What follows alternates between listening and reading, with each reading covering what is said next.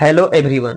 देखिए, आपको अगर इंग्लिश में ट्रांसलेट करना बिल्कुल जीरो से नहीं आता है तो ये वीडियो आपके लिए बहुत ही हेल्पफुल होगा। आपको इंग्लिश लिखने के लिए, पढ़ने के लिए, बोलने के लिए, इंग्लिश बुक पढ़ने के लिए, इंग्लिश ग्रामर में आप कुछ भी अगर पढ़ना चाहते हैं तो आप मेरे साथ सीख सकते हैं।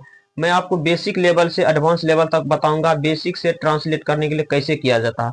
सबसे पहले क्या है कि बेसिक से ट्रांसलेट करने के लिए, देखिए, बेसिक से ट्रांसलेट करने के लिए आपको सबसे पहले दिस डैट का जानकारी होना चाहिए। तो देखिए क्या, THIS इसको पढ़ते हैं दिस। दिस मतलब क्या होता है? यह। दिस मतलब होता है यह, यानी एक वस्तु या जिसे हम गिन नहीं सकते हैं, नजदीक में हो, उसको हम छू सकते हैं तो उसके साथ दिस का प्रयोग करते हैं। कोई वस्तु अगर नजदीक में हो, एक हो, या जिसे हम गिन नहीं सकते हैं, उसके साथ दिस का प्रयोग करते हैं। उसके बाद क्या है? THAT, इसको डेट पढ़ते हैं, डेट नहीं बोलते, डेट। डेट मतलब क्या होता है? वह। अगर एक वस्तु या जिसे हम गिन नहीं सकते हैं दूर में हो, उसके तरफ इशारा कर रहे हैं तो उसके साथ डेट का प्रयोग करते हैं। तो चलिए अब बताते हैं। तो क्या है, देखिए पहले क्या सेंटेंस, यह कलम है या यह एक कलम है। तो दोनों का ट्रांसलेट क्या होगा, यह आपको बिल्कुल समझना है अच्छा से। देखिए बहुत जगह हम बहुत विद्यार्थी को पढ़ाए हैं कि क्या होता है, यह कलम है, तो इसका ट्रांसलेट क्या बना देता है कि दिस इज पेन। अगर उसी में लिखा रहेगा यह एक कलम है तो इसका ट्रांसलेट क्या बनाता है, दिस इज ए पेन, जो कि बिल्कुल ही गलत है। आपको पहले जानना पड़ेगा कि क्यों ए का प्रयोग होता आखिर कहाँ है। उसी पर यहाँ देखिए क्या, यह एक सेब है, यहाँ पर देखिए क्या एक नहीं लगा है, यानी एक लगाता है तो ए लगाया जाता है, एक नहीं लगाता है तो एक नहीं लगा जाता। हम बहुत जगह पढ़ाया हूँ और हर विद्यार्थी को देखता हूँ अक्सर गलती करता।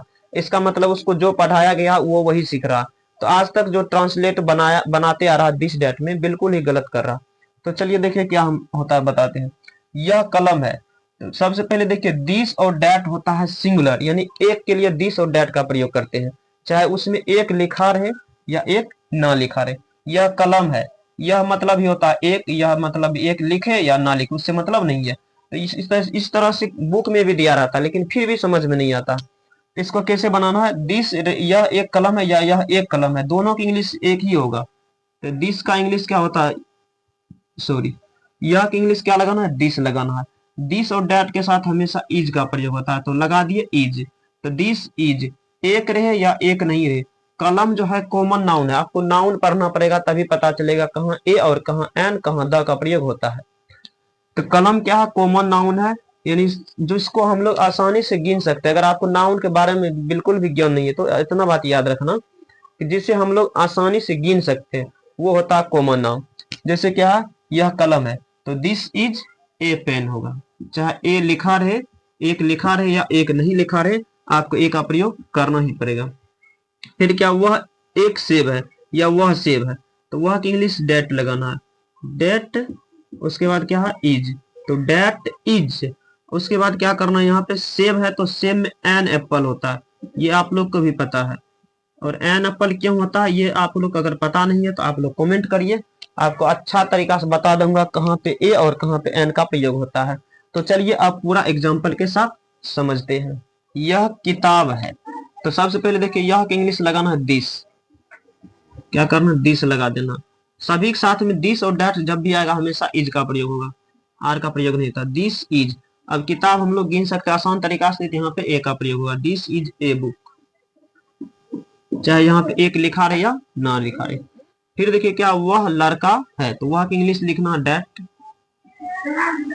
उसके बाद इज, उसके बाद ए, लड़का की इंग्लिश लगा देना boy, that is a boy. यह लड़की है तो यह के लिए क्या लगाना है, दिस।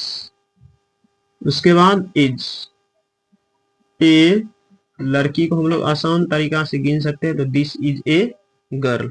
वह पानी है, हम क्या बताएं कि वह अगर जिसको हम लोग गिन नहीं भी सकते उसके साथ भी दिस डैट का प्रयोग होगा, और जिसको हम लोग गिन नहीं सकते या किसी का नाम रहे, किसी भी चीज का नाम रहे, उसमें ए एन का प्रयोग नहीं करते हैं। तो क्या है, डैट, उसके बाद क्या लगाना, इज, तो डैट इज। अब पानी को हम लोग गिन नहीं सकते तो वाटर, डैट इज वाटर, वह पानी है। यह मदन है, यह मदन है, मदन क्या है, नाम है।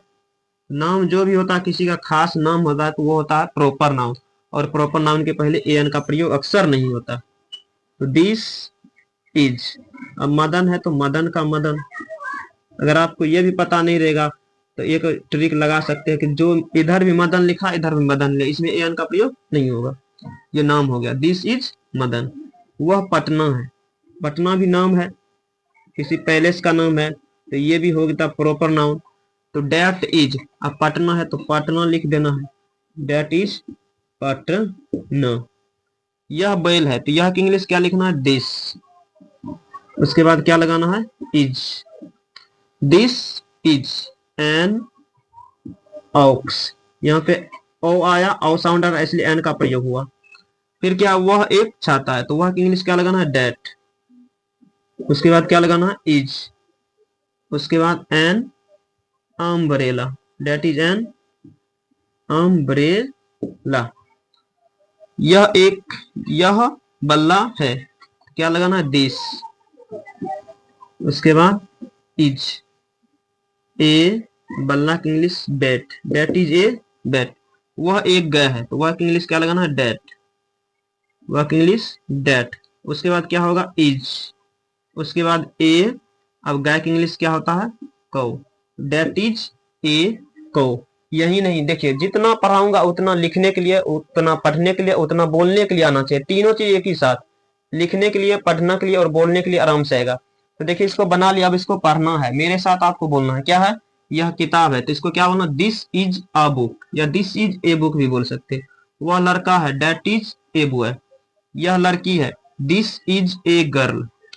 वह पानी है, डेट इज वाटर। यह मदन है, दिस इज मदन।